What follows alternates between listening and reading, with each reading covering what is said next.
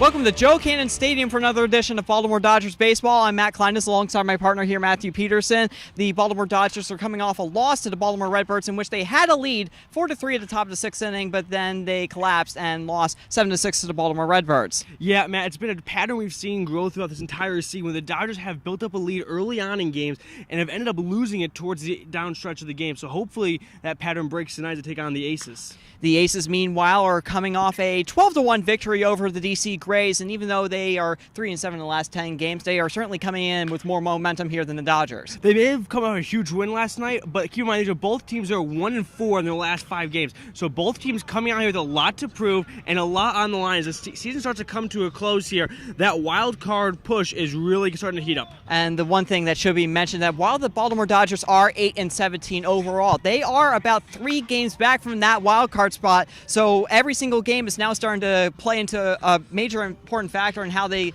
finish out the season, sneak into the playoffs. Absolutely. When you only got 10 teams in this league and playoff spots are up for grabs like that, 8-17, you're not out of the race like you would be in the professionals. So this is really a contested race that's going to come down possibly the last game of the season, which is here in Joe Cannon Stadium. Yep, and it's going to be a contested game tonight. We'll have more interviews and more baseball here on more here for Baltimore Dodgers TV.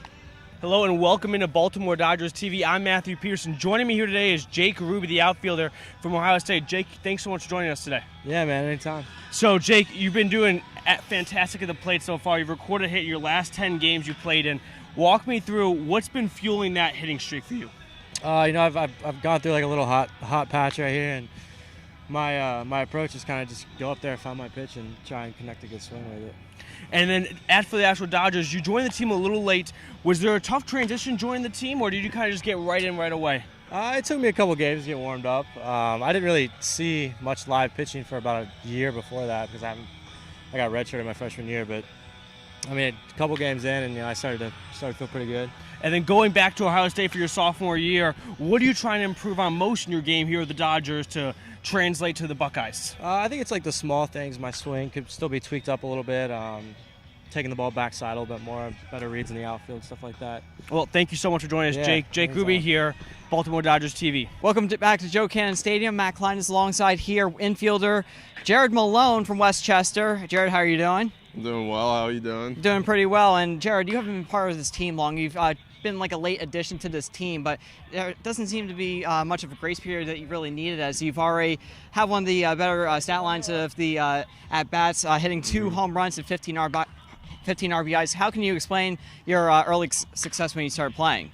Well, I took off a few weeks after the college season, and then a couple games here I struggled in the very beginning, but the guys in front of me have been getting on base, and it's pretty easy to hit when guys are on base for you, so I've picked it up a little bit, but it's just getting used to pitching every day, and since we're playing every day, it didn't take too long to get back into it. All right, and since you play at Westchester University, is there much of a difference between the style of play here in the Cal Brickman League and what you've experienced back in the Pennsylvania State Athletic Conference?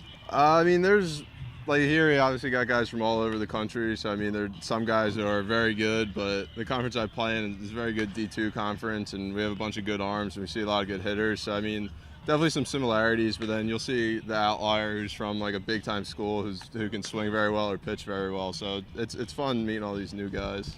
Given how well you've been hitting, have you been recruited by any other schools besides Westchester? Any other big names that we should know about? No, I'm going into my senior year now, so I've been at Westchester for 2 years, and I started at LaSalle, but that was my only D1 school, but I'm happy where I'm at now. All right, sounds good, and we'll be hearing more from Jared Melone hopefully tonight as they take on the Alexandria Aces.